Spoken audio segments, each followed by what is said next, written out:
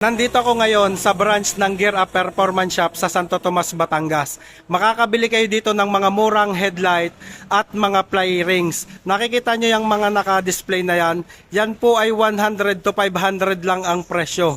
Napakarami po niyan. Meron pa po dito sa likuran ko. Ito yung mga play rings na 100 to 500 ang presyo. Puro brand nyo po yan. Meron po diyang mga pang Mio 125, mga pang XRM at Wave 125.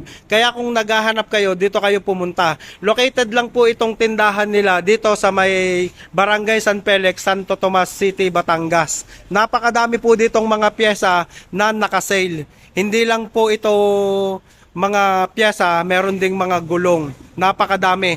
Ang may-ari po nung blinag ko nung nakaraan sa Tanawan at etong branch nila dito ay iisa lang. Kaya mura din yung mga ibinebenta nila dito.